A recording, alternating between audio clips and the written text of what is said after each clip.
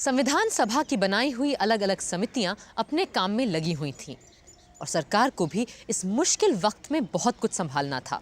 इसलिए एक लंबे अंतराल के बाद संविधान सभा फिर मिली 4 नवंबर 1948 को। पर इस बीच हुई एक घटना ने सबको हिला दिया था, राष्ट्रपिता महात्मा गांधी की हत्या।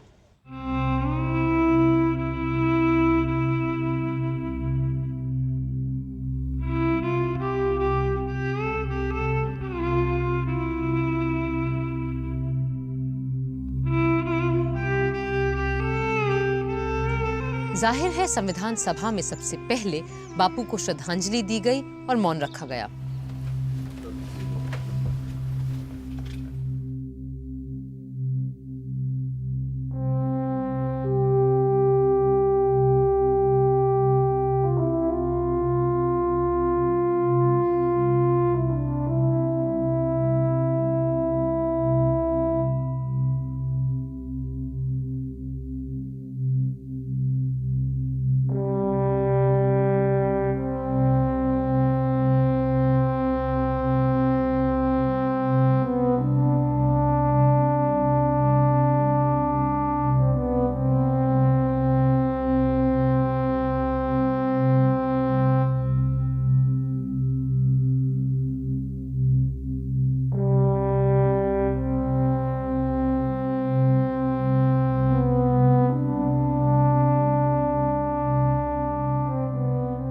अजीब इत्तेफाक ये था कि इसी बीच कायदे आजम जिन्ना साहब भी नहीं रहे थे। सो गांधी जी के तुरंत बाद उन्हें भी श्रद्धांजलि दी गई और मौन रखा गया। और फिर शुरू हुआ मौलिक अधिकारों पे बात बहस का सिलसिला और शुरुआत की डॉक्टर अंबेडकर ने।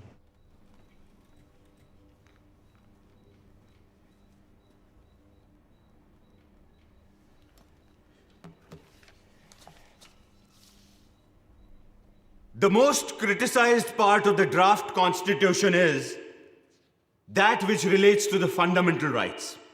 It is being said that the fundamental rights are not fundamental unless they are also absolute rights. In the first place, this criticism seeks to distinguish fundamental rights from non-fundamental rights, which is not sound.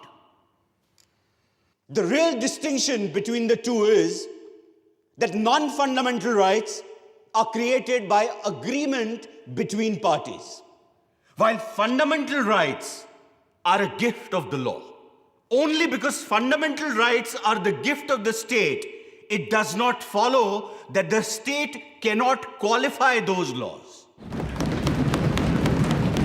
पर बहुत से लोगों का मानना था कि नागरिकों को बुनियादी हक देने में बड़ी कंजूसी की गई है। Dr. Ambedkar is a learned professor. And I think the draft constitution is mainly his handicraft. I want to ask him why the fundamental rights, if indeed they are fundamental. Why are they being qualified by putting so many provisos? Either state the fundamental rights clearly, frankly, or omit the whole chapter from the constitution and let the future governments frame the fundamental rights according to the needs of the time.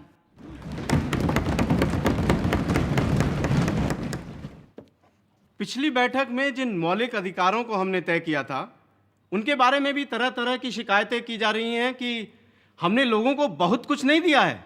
अब उसमें से भी हम कटौती करेंगे तो लोग बुनियादी हकों के नाम लेने पे भी हंसेंगे। जनाब सदर साहब, इजहारे ख्यालात की आज़ादी का वादा किया गया है। मुल्क भर में आने जाने रहने की आज़ादी भी दी गई है और मन मर्जी से ज़मीन जायदाद खरीदने बेचने की आज़ादी भी मिली है। पर हर छूट पे कुछ ना कुछ पख भी लगा दी गई है। कहीं इस बात की रोक है तो कहीं उस बात की टोक। इस सारी रोक टोक की वजह से इस शानदार आइन की शान पे बट्टा लग गया। सदर साहब, पहला हक जो हर बाशिंदे की मांग है वो है उसकी जान की हिफाजत का हक और उसकी आज़ादी का तहफ़्फ़ुज़। इंसान की अगली बुनियादी जरूरत है पढ़ाई लिखाई, जिसका हमारे इस बुनियादी हुकूक में कोई जिक्र ही नहीं है। इसलिए मेरी तजवीज़ है कि बच्चों के पढ़ने पढ़ाने को हम स्टेट की जिम्मेदारी माने और एलिमेंट्री एजुकेशन को हर शहरी के बुनियादी हुकूक में बाकायदा शामिल करें। उस वक्त तो लारी साहब की बात नहीं मानी गई और शिक्षा को मूल अधिकारों की जगह निदेशक तत्वों के तहत रखा गया। पर अब 6 दशकों के बाद शिक्षा हर भारतीय बच्चे का अधिकार है। लारी साहब जहां भी होंगे आज बहुत खुश होंगे। बुनियादी हकों पे बात जारी रखी यूपी के छोटे से कस्बे संडीला से आई बेगम साहिबा एजाज रसूल ने, जो बड़ी सुलझी हुई और ज़हीन औरत थीं। जनाब सदर साहब, ये निहायत ज़रूरी है कि कम से कम कुछ सिविल आज़ादियाँ हर शहरी को ऐसी मिलें जिन्हें छीनना किसी लेजिस्लेटर के लिए भी नामुमकिन हो। इसीलिए हमारे आइन को चाहिए कि वो इन आज़ादियों को हर सूरत महफूज रखे। मेरे तई ये निहायत ज़रूरी है कि कोई ऐसी कमेटी या एजेंसी बनाई जाए जो इस बात पर नज़र रखे कि जो फंडामेंटल राइट्स हमने दिए हैं और जो डायरेक्टिव प्रिंसिपल्स हमने तय किए हैं, उन मंसूबों को सारे सूबों में लागू किया जा रहा है या नहीं। बहुतों ने मूल अधिकारों की तारीफ की तो बहुतों ने उन पर सवाल भी उठाए। शायद यही तो लोकतंत्र का मर्म है।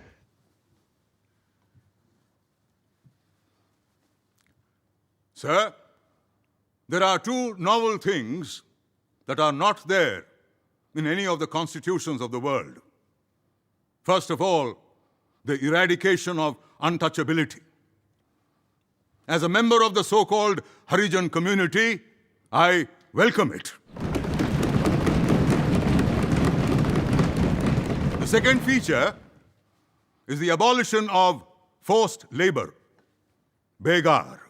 If there is any labor required for common purposes in the village, this most unfortunate fellow, the Harijan, is always caught hold of to do all menial and inferior service. These provisions will empower and integrate a community that has been outside the pale of society. Further protection is being provided by reservations.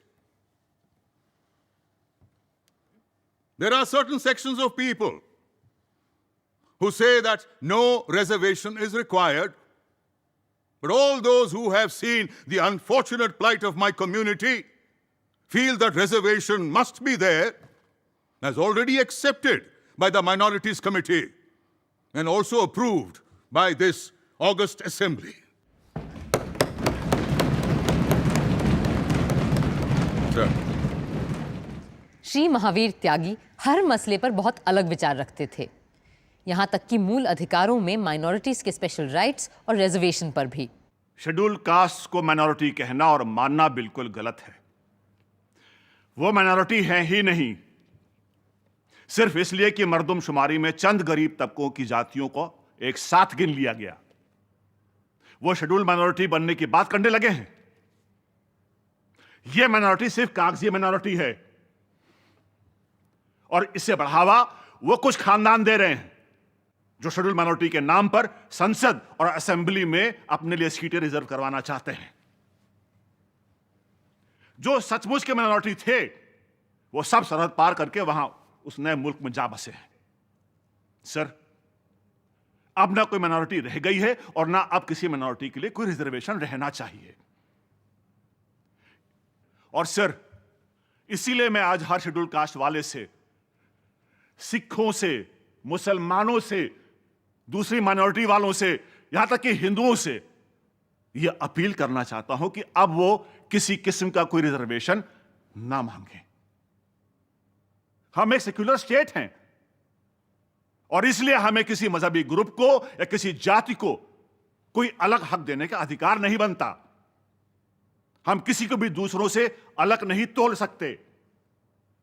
हमारे लिए सब बराबर हैं।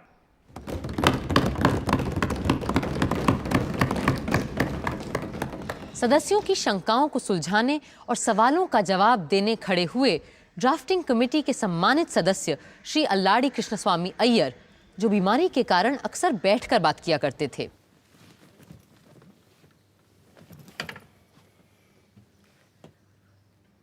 The great problem in providing for and guaranteeing fundamental rights in any constitution is where to draw the line between personal liberty and social control. True liberty can flourish only in a well-ordered state, and when the foundations of the state are not imperiled. The problem of minorities has been solved by common agreement in a manner satisfactory to the various parties concerned, and the draft constitution merely seeks to give effect to the agreement reached. ज्यादातर लोगों ने इजहार ख्याल की आज़ादी के सिलसिले में सिर्फ राजनीतिक विचारों को सामने रखने के बारे में ध्यान दिया, एक्सप्रेशन या अभिव्यक्ति के दूसरे आयामों पर नहीं। उपाध्यक्ष महोदय, क्लॉज 13 को अगर रास्ते पे चलने वाला आदमी भी पढ़े तो समझेगा कि देश के अंदर स्वराज आ गया है और हर इंसान को इसमें फ्रीडम मिल गई है। मगर आगे चलकर सब क्लॉज 2, 3, 4, 5 और 6 को वो पढ़े तो वो समझ लेगा कि देश के अंदर अभी स्वराज नहीं आया है। इस हाउस के बहुत सारे सदस्य जानते हैं कि सन 1941 में फ्रीडम ऑफ स्पीच और एक्सप्रेशन के लिए महात्मा गांधी जी के नेतृत्व में हम लोगों ने व्यक्तिगत सत्याग्रह किया था और इस देश के हजारों नहीं लाखों लोगों को जेल के अंदर सड़ना पड़ा था। उस समय हम ये सोच रहे थे कि जब हमारा राज आएगा तो इस देश के हर नागरिक को फ्रीडम ऑफ स्पीच और एक्सप्रेशन मिलेगी। मैं आपको बताना चाहता हूं कि प्रांतीय सरकारों ने अभी बहुत से कानून बनाए हैं कि लोग आपस में बातचीत नहीं कर सकते और 5 या 7 आदमी इकट्ठा नहीं हो सकते, और जैसा ये क्लॉज इस समय है उसी तरह से अगर पास हो गया तो सब समाप्त हो जाएगा। वहीं सेठ दामोदर स्वरूप ने प्रेस की आजादी की बात भी उठाई। सर, यह आर्टिकल जिस तरह यहां आया है उसे बड़ी गड़बड़ तरह से लिखा गया है। एक बात जिसका यहां कोई जिक्र ही नहीं है वो है प्रेस की आजादी। मेरे ख्याल से महोदय यह तर्क दिया जाएगा कि प्रेस की आजादी भी क्लॉज ए में ही निहित है, जिसमें बोलने और अभिव्यक्ति की आजादी की बात कही गई है। पर महोदय, मेरा कहना है कि आज का युग अखबार का युग है। प्रेस प्रतिदिन शक्तिशाली होता जा रहा है, इसलिए यह आवश्यक है कि हम प्रेस की आजादी की बात अपने संविधान में साफ साफ और अलग से लिखें। सिर्फ प्रेस ही नहीं, आज टीवी और इंटरनेट में भी इजहार ख्याल की आज़ादी पर सवाल उठते रहते हैं। संविधान बनाते समय ही कॉन्स्टिट्यूशन को बनाने की लंबी प्रक्रिया के बारे में शंकर्स वीकली में छपे एक कार्टून को लेकर अभी हाल ही में कुछ लोगों ने अभिव्यक्ति की आज़ादी पर प्रश्न चिन्ह लगा दिए। हालांकि तभी प्रोफेसर के.टी. शाह जैसे विद्वान ने किसी भी माध्यम में अभिव्यक्ति की आज़ादी को सुरक्षित रखने की तरफ सबका ध्यान आकर्षित किया था। I beg to move that citizens shall have right to freedom of speech and expression, of thought and worship, of press and publication. Sir, मुझे नहीं पता कि बोलने की स्वतंत्रता को अभिव्यक्ति की स्वतंत्रता से अलग क्यों रखा गया है।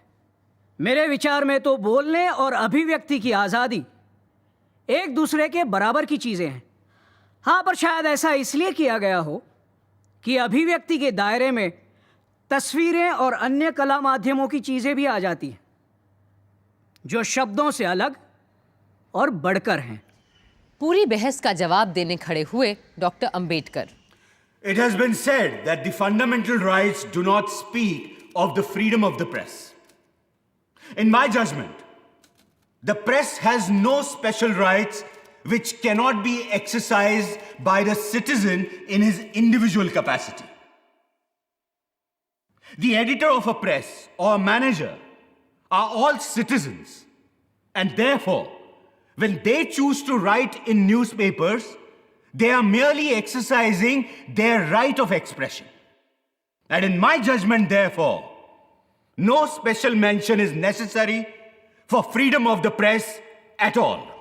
अगर अधिकतर लोग आम आदमी की सोच रहे थे, तो कुछ लोग आदमी से ज्यादा औरतों की सोच रहे थे, और शायद जरूरत से भी ज्यादा। Sir, a lot has been said about common man. But in the draft constitution, there is no mention of women. I think the peculiar composition of the drafting committee, which consisted of people who have no domestic relations with women, made them nervous about touching on that point. Sir, from my experience as a parliamentarian and a man of the world, I think it would be wise to provide for a woman's constituency. If you give them a special constituency, they can have their scramble and fight among themselves without coming into the general constituency. Otherwise, we may at times feel weak and yield in their favor and give them seats which they are not entitled to. Chaudhary साहब को लगा था कि औरतें उनका मजाक चुपचाप सह लेंगी, पर शायद उन्होंने नए भारत की नई महिला को ठीक से समझा नहीं था।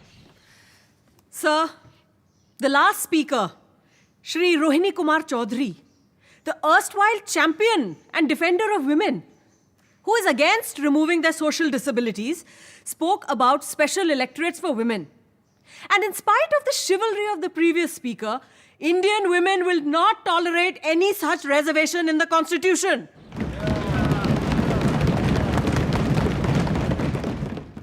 जनाब, एक औरत होने के नाते मुझे सबसे बड़ी मसर्रत ये है कि हमारे आइन में सेक्स की बुनियाद पे मर्द औरत के बीच कोई भेद नहीं किया गया है और मुझे यकीन है कि आने वाले वक्त में हमारे देश की औरतें नए संविधान से बराबरी के बर्ताव का पूरा भरोसा रख सकती हैं। आज 6 दशकों बाद औरतें आरक्षण की मांग कर रही हैं, क्योंकि हमारे सदनों में महिला सांसदों की तादाद औरतों की आबादी के अनुपात में ना के बराबर है। आगे चलकर संविधान सभा में बात जब शस्त्र रखने के हक को लेकर हुई, तो केवल सिखों को किरपान रखने का अधिकार मिला। फौरन दूसरे लोगों ने अपने अपने रिवाजों की दुहाई देते हुए शस्त्र रखने के हक को मूल अधिकारों के तौर पर मांगा।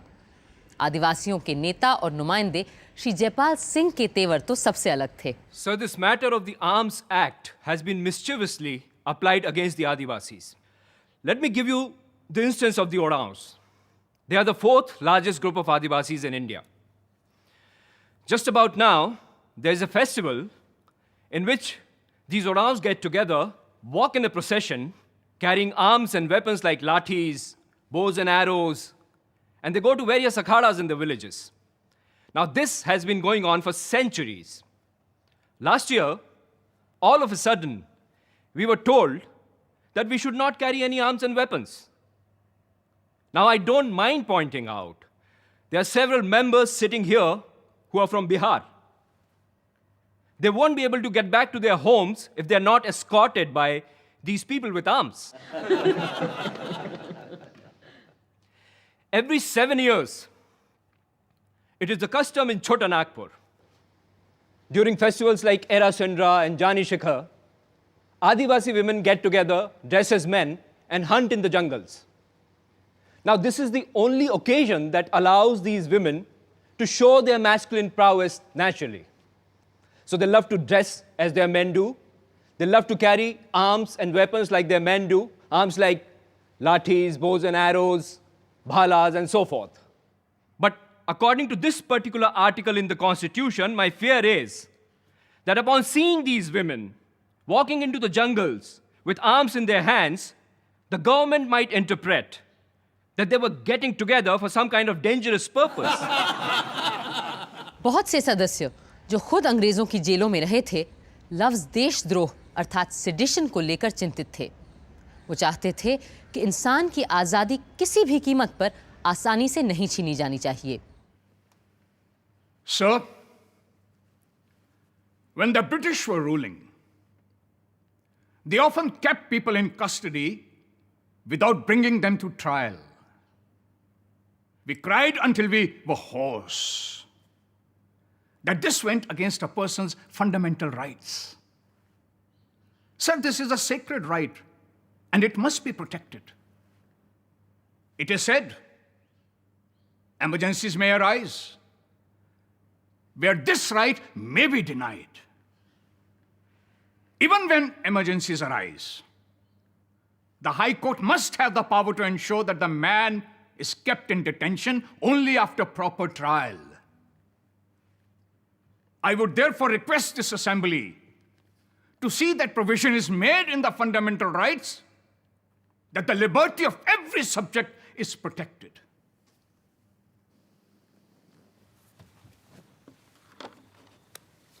महोदय, हमारे यहाँ जो फौजदारी कानून है, उस कानून में दफा 124A कब लगाई गई थी, उसका मैं यहाँ के माननीय सदस्यों को स्मरण दिलाना चाहता हूँ। उन्हें याद होगा कि वह दफा लोकमान्य बाल गंगाधर तिलक को सजा देने के लिए खास तौर से बनाई गई थी। मुझे यहाँ पे कुछ व्यक्तिगत बातें याद आ जाती हैं। मेरे परदादा को सोने का एक कमरपट्टा मिला था, हीरों से जड़ा हुआ। उसको सन 1857 में अंग्रेज सरकार को मदद देने के लिए दिया था और उस पर लिखा था, in recognition of his services during the mutiny in 1857। मैंने 1930 के सत्याग्रह में अपने भाषण में कहा था कि मेरे परदादा ने जिस सरकार को स्थापित करने के लिए सहायता देकर पाप किया था, उस पाप का प्रायश्चित उनके पड़पोते ने उस सरकार को उखाड़ने का प्रयत्न करके किया है।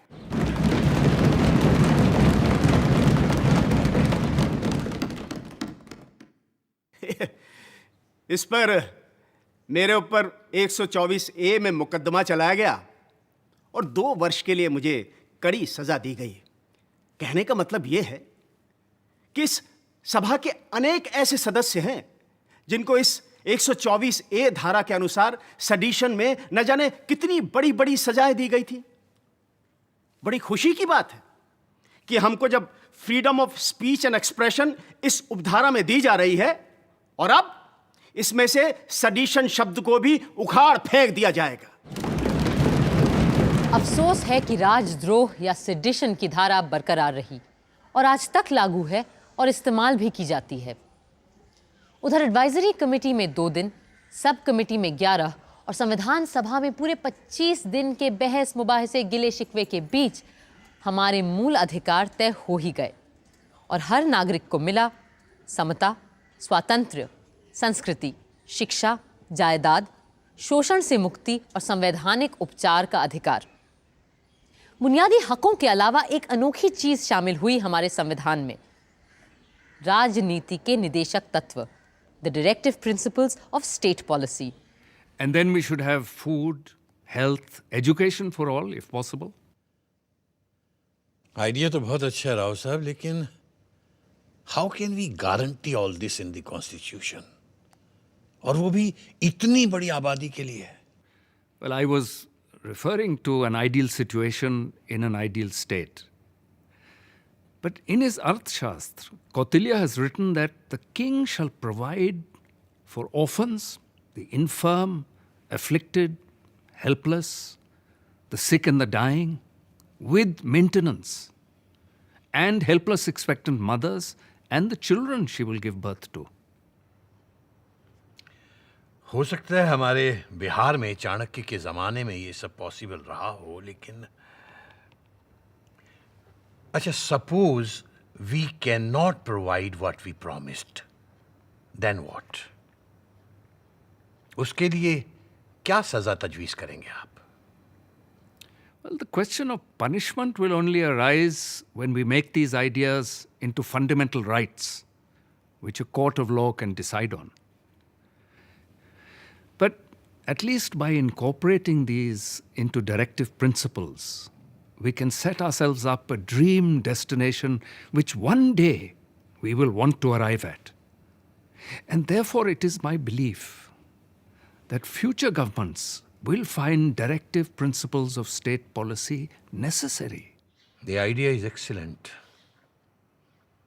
बल्कि इस तरह से हम उस वादे को भी पूरा कर पाएंगे जो 1928 की ऑल पार्टी कॉन्फ्रेंस में हमने लोगों से किया था, जिसमें हर शख्स को हेल्थ, एजुकेशन और काम प्रोवाइड करने के साथ साथ हर जच्चा बच्चा और बीमार की देखभाल करने का वादा भी किया गया था।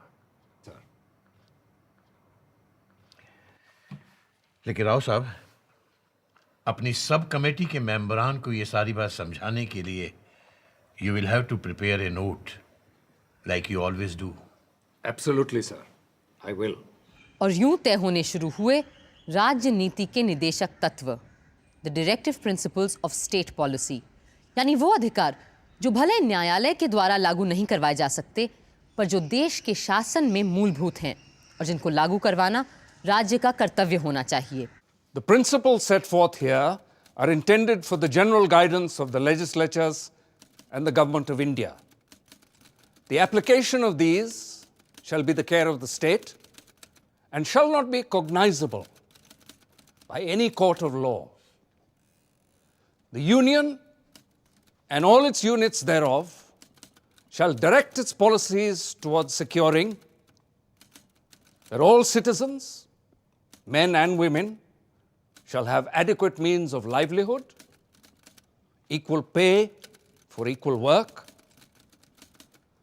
that all workers, children, and women shall not be abused and exploited because of economic necessity, that the ownership and control of material resources of the community are so distributed as best to subserve the common good.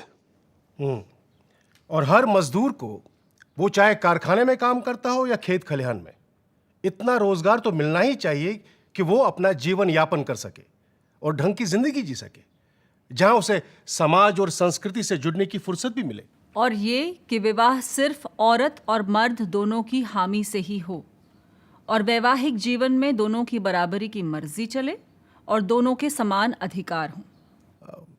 ये शायद संभव न हो पाए क्योंकि हमारा समाज अभी इतना विकसित नहीं है कि the directive principles of state policy एक कुतुबनुमा की तरह हमें बताते रहते हैं कि देश और समाज को आदर्श रूप से किस दिशा में जाना चाहिए। इन दिशा निर्देशों पर भी बहुत सोचा संविधान सभा के सदस्यों ने। The state shall make no discrimination against any citizen on grounds of religion, race, caste, and language. And what about sex? What sex? Gender. I want the word sex also to be included here. असमानता हटाने की बात करते वक्त आप लोग औरत और मर्द के बीच की असमानता हटाने की बात करना क्यों भूल जाते हैं? Then we can say that no discrimination shall be made on grounds of religion, race, caste, language, and sex. But discrimination for women means discrimination against men, isn't it? But how? Suppose you have a park solely for women, which is paid for by public funds, then it will be considered illegal if you say no discrimination shall be made on ground of sex. Yes. For example, we cannot make a tank only for Muslims. It will be illegal because it discriminates on grounds of religion. आप ये कहना चाह रहे हैं कि कल से सिर्फ औरतों के लिए पार्क, तालाब, घाट, कुएं सब बंद कर दिए जाएंगे? If we have to provide for women some separate institutions, then the use of the word sex in this clause would make it difficult. तो फिर हटा दीजिए इसे। पर कम से कम हम औरतों के लिए अलग संस्थाएं, घूमने फिरने, उठने बैठने की जगह तो रहने दीजिए। जायदाद और अपनी मर्जी से शादी के मसले में तो आप पहले से ही हमारे हक छीन चुके हैं। और तो और विवाह में मर्द और औरत दोनों की सहमति जरूरी हो, मेरी इस तजवीज़ को भी आप लोगों ने ताक पर रख दिया है। You have removed my clause on the right to marriage by mutual consent. आखिर औरतों को चाहिए क्या? अगर आप लोगों को मर्दों से बराबरी चाहिए तो वो तो अब सब बराबर हैं ही। अब आपको बराबरी भी चाहिए और ऊपर से खास अधिकार भी चाहिए। मेरी तो समझ में नहीं आता कि आखिर औरतों को चाहिए क्या। I, for one, do not complain about their attitude. I agree with your attitude, madam. Thank you. If you allow us to change this clause to read as follows. The state shall make no discrimination on grounds of religion, race, caste, and language, provided that nothing contained in this clause shall prevent separate provisions being made for women and children. I have no objection to that. Then, shall we accept this clause as amended? Accept it. Doctor Ambedkar ने सभा में संविधान का मसौदा पेश करते हुए राजनीति के निदेशक तत्वों के बारे में लोगों को बताया। In the draft constitution, the fundamental rights are followed by what are called the directive principles. It is a novel feature in a constitution framed for parliamentary democracy. Directive principles are like instruments of instructions. The inclusion of such instructions in such a constitution becomes justifiable for another reason. The draft constitution is not a contrivance to install any particular party in power, as has been done in some countries. Who should be in power is left to be determined by the people. But the group that captures power will have to respect the directive principles. They cannot ignore them. Their breach may not be answerable in a court of law, but will certainly be answerable to the electorate at election time. Sir, as the Honorable Law Minister himself candidly admitted, the directive principles of state policy cannot be enforced in a court of law. They are pious and superfluous. If no legal remedy is provided, sir, it would be absolutely wrong to insert the so-called rights in the statute. I submit, if these principles of purely directive character be at all introduced in a statute, then I think there are other principles also which should equally be introduced. Say, for instance, don't ill-treat your neighbor. Don't tell a lie. There are 10 commandments in the Bible. Then there are other commandments in various other religions. And from practical life, they should also be introduced on the same principles.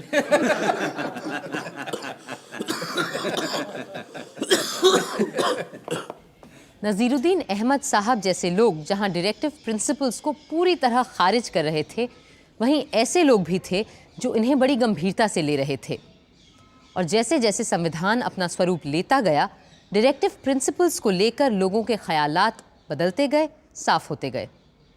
सन 48 के अंत में एक बार फिर निदेशक तत्वों को लेकर सभा में बातचीत शुरू हुई।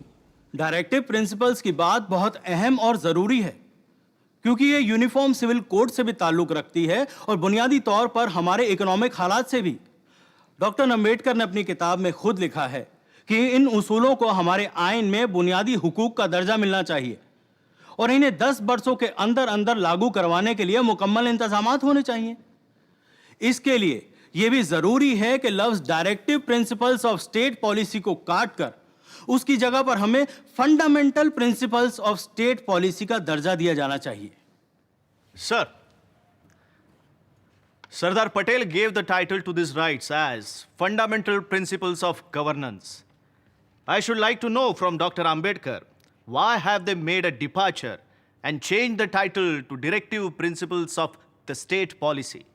Sir, the word directive is necessary and important because it is to be understood as giving certain direction to the future executive to show in what manner they have to exercise the power which they will have of legislature and executive. Kamat साहब का अनुमोदन तो पास नहीं हुआ, पर श्री अनंत सयनम अयंगार, जो इतना बोलते थे कि लोग उन्हें अनंत वचनम कहते थे, उन्होंने सवालों की झड़ी लगा दी। Mr. Chairman, sir, it is said that the state should, within a period of 10 years, introduce free compulsory education. Let us assume that the state does not do so then. Can any court of law enforce it? Against whom? In case a decree is granted by court of law, who will carry it out? If the government does not carry it out, can the High Court or Supreme Court enforce it? Is it open to the Supreme Court to change such a government? With its authority, can it imprison all the ministers and bring in a new set of ministers? In the nature of thing, these are only directive and cannot be justiciable rights at all. कई सदस्य चाहते थे कि directive principles को हमें अधिक धार देनी चाहिए। सर, इस अनुच्छेद की शुरुआत में ही साफ लिखा है कि इन आदर्शों को लागू करवाने को लेकर आप अदालत के सामने नहीं जा सकते। बिना किसी को ठेस पहुंचाए मैं कहूंगा कि इस तरह की बात से न अदालत को संविधान की फिक्र होगी, न एग्जीक्यूटिव को इसकी चिंता। और जब इन्हें सहूलियत हुई तो वो इन बातों को लागू करेंगे, वरना भूल जाएंगे। It looks to me like a cheque on a bank, payable when able. That is only if the resources at the bank permit.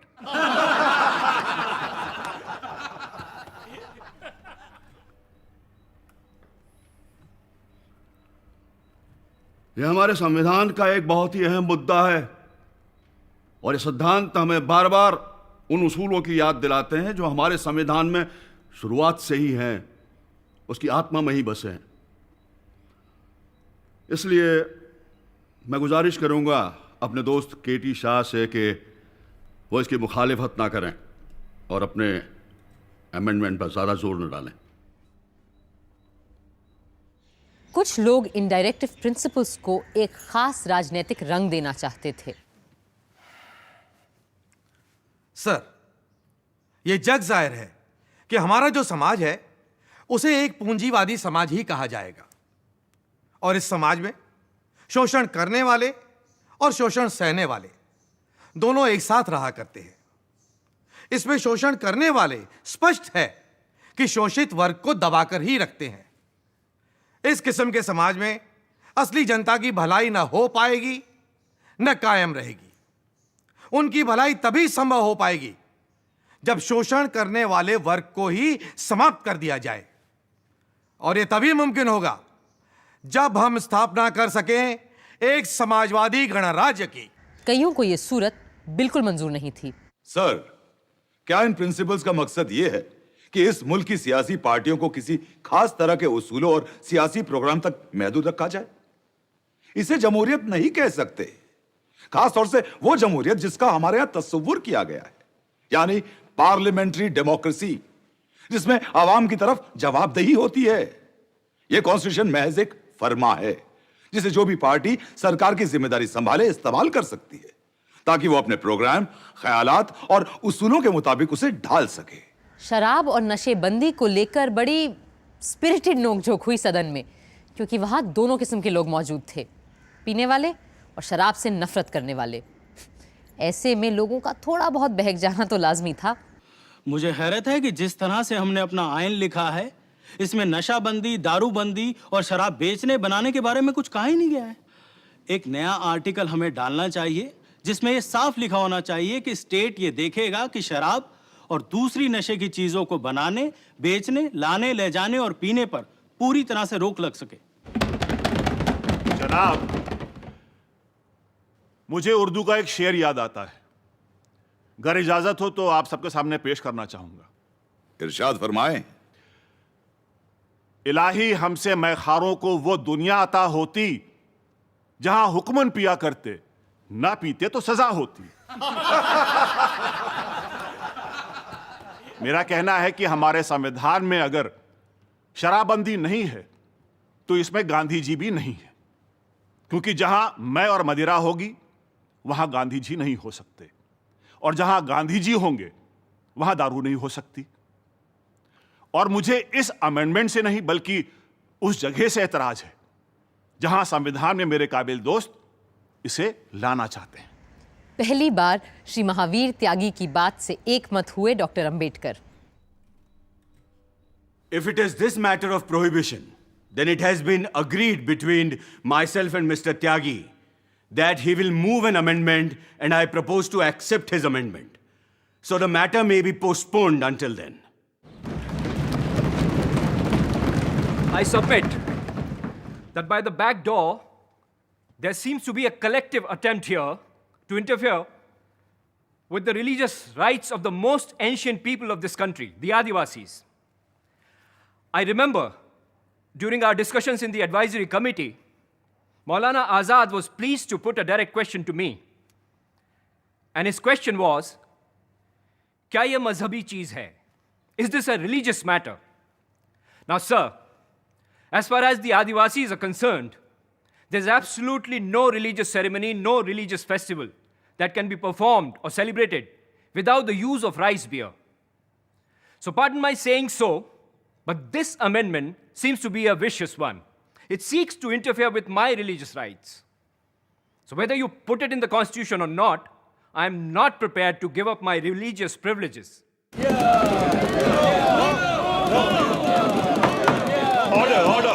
पर इन सब बातों के बीच एक बड़ी अजीबोगरीब आवाज उठ खड़ी हुई। उड़ीसा से आए थे श्री लक्ष्मी नारायण साहू। माननीय उप प्रधान जी, पहले श्री जयपाल सिंह जी ने जो फरमाया है कि आदिवासियों में ये ड्रिंक बहुत चलती है, तो वो तो ठीक है, लेकिन सबसे पहले मैं एक बात कहना चाहूँगा कि आदिवासी जो ड्रिंक करते हैं वो दूसरे तरीके की होती है। वो तो हम लोगों के उड़ीसा में एक वृक्ष है जिसका नाम सलब है, उसका ड्रिंक थोड़ा सा धीमा करता है लेकिन उनको पागल नहीं बनाता। अब जिस दिन से इस हिंदुस्तान में, जैसा माननीय केशव चंद्र सेन ने कहा है, the two great gifts of Britishers to India are on the one hand the Bible and in the other hand the bottle. Shri Jaipal Singh जैसे लोग जो रिलीजियस फ्रीडम की बात करते हैं वो ऐसा मत कहें। हमारे देश में सती की रिलीजियस फ्रीडम थी, वो आज कहाँ चली गई? हमारे आदिवासियों में ह्यूमन सेक्रीफाइस जायज़ थी, लेकिन आज वो बुरी प्रथा मिट गई। आज गवर्नमेंट हमें ह्यूमन सेक्रीफाइस नहीं करने देती, और जो आदमी स्कूल में पढ़ने जाए उसे दारू नहीं पीनी चाहिए, क्योंकि पढ़ना और दारू पीना दोनों अलग अलग करना चाहिए। जो आदमी पढ़ता है वो दारू नहीं पीता। डॉक्टर अंबेडकर को ही पीने वालों और न पीने वालों में बीच बचाव करना पड़ा। Even though a state may apply its own law regarding prohibition in any part of the country, it has no right to make it applicable to tribal areas without the consent of their district and regional councils. गो रक्षा को लेकर बहुत से सदस्य बड़े बेचैन और उत्तेजित थे, और जब पंडित ठाकुर दास ने प्रस्ताव रखा कि दूध देने वाली गायों और उनके बछड़ों के वध का निषेध होना चाहिए, तो सेठ गोविंद दास फौरन उछल गए। महोदय, पंडित ठाकुरदास यह चाहते हैं कि गायों का और दूसरे उपयोगी जानवरों का वध निषेध हो। इसका यह अर्थ होता है कि अनुपयोगी गायों को काटा जा सकता है। परंतु मेरे सुधार का अभिप्राय यह है कि जहां तक गायों का संबंध है, वहां तक गायें चाहे उपयोगी हों या अनुपयोगी हों, और गायों के अंदर सांड, बैल, बछड़े भी आ जाते हैं जो गायों से उत्पन्न होते हैं, उन सब का वध रोक दिया जाए। मैंने तो इस प्रस्ताव को फंडामेंटल राइट्स, मौलिक अधिकार में भेजा था, परंतु मुझे इस बात का दुख है कि वहां पर यह उस समय नहीं रखा जा सका, और उसका कारण यह बताया गया कि फंडामेंटल राइट्स, मौलिक अधिकार, सिर्फ मनुष्य से संबंध रखते हैं, पशुओं से नहीं। इस देश के जो बड़े बड़े सांस्कृतिक प्रश्न इस विधान परिषद के सामने हैं, उनमें देश का नाम क्या रखा जाए, देश की राष्ट्रभाषा क्या हो, देश की राष्ट्र लिपि क्या हो, देश का राष्ट्रीय गान क्या हो, और देश में गौवध हो या बंद कर दिया जाए। जब तक इन प्रश्नों का निपटारा हमारी विधान परिषद इस देश की जनता की राय के अनुसार नहीं करेगी, तब तक इस देश की जनता स्वराज का कोई अर्थ नहीं समझ सकती। महोदय, वसुधैव कुटुंबकम, वसुधैव कुटुंबकम के हमारे देश में समस्त संसार को एक समझा जाता था, और इस एकता के जीवन का प्रतीक गौ है। क्या हम इसका निर्वाह नहीं करेंगे? हम जो अपने करोड़ों देशवासियों के प्रतिनिधि हैं। यदि हमें अपने देश, समाज और संस्कृति की रक्षा करनी है तो सबसे पहले हमें गौ रक्षा का व्रत लेना होगा। इन्हीं शब्दों के साथ मैं अपनी बात समाप्त करता हूं।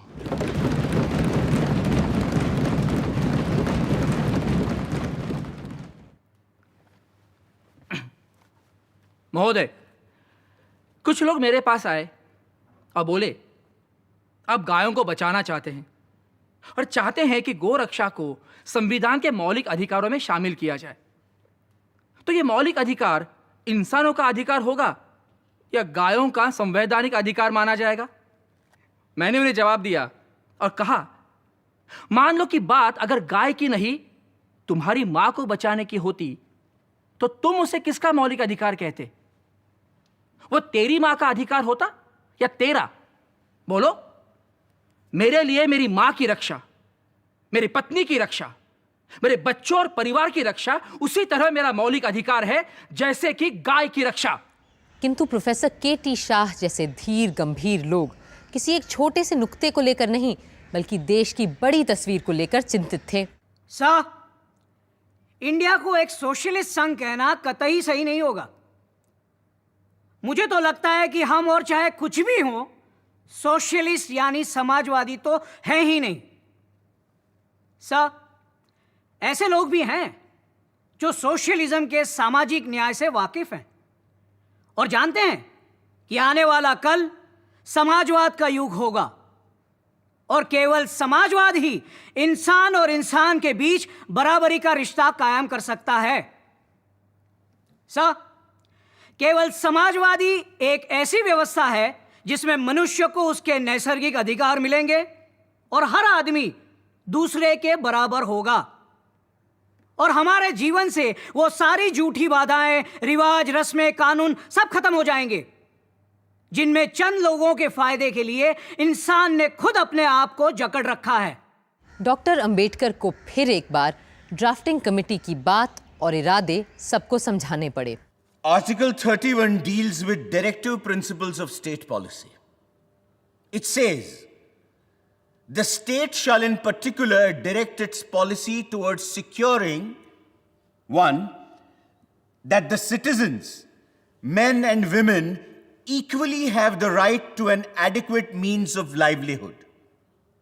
2, the ownership and control of the material resources of the community are so distributed as best to subserve the common good. 3, the operation of the economic system does not result in the concentration of wealth and the means of production to the common detriment. 4, that there is equal pay for equal work for both men and women. There are some other items more or less in the same strain. What I would like to ask is this. If these directive principles to which I have drawn attention are not socialistic in their direction and content, I fail to understand, can socialism be any more than this?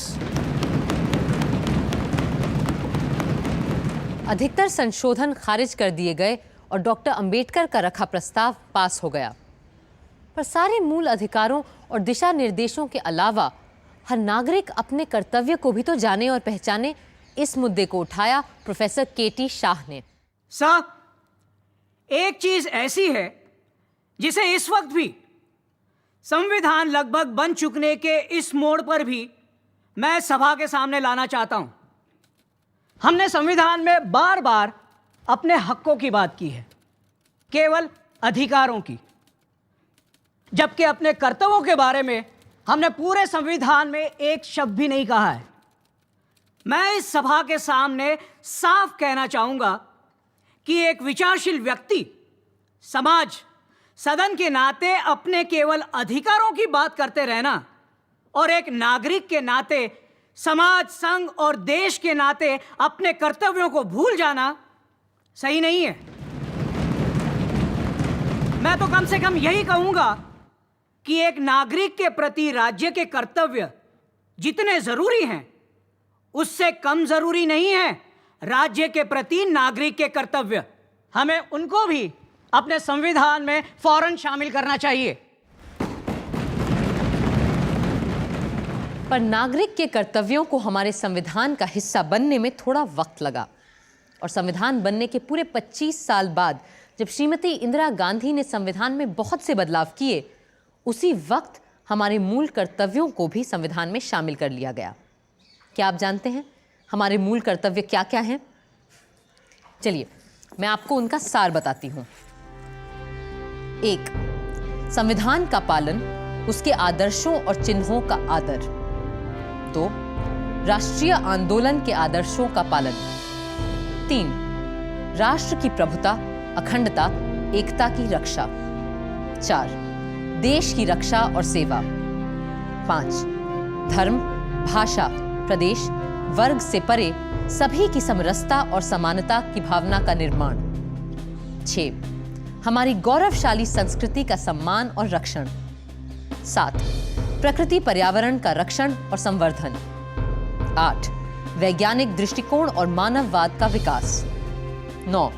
हिंसा का त्याग और सार्वजनिक संपत्ति की सुरक्षा। 10. व्यक्तिगत और सामूहिक रूप से उत्कर्ष की ओर गमन। 11. माता पिता संरक्षक के रूप में बच्चों के लिए शिक्षा विकास की जिम्मेदारी। गाड़ी चाहे कितनी भी उम्दा क्यों ना हो, उसे चलाने वाला ड्राइवर ही सफर को अच्छा, बुरा, महफूज या खतरनाक बना देता है। इसी तरह कोई भी संविधान उतना ही अच्छा या बुरा हो सकता है जितना उसको पालन करने वाले बनाएं।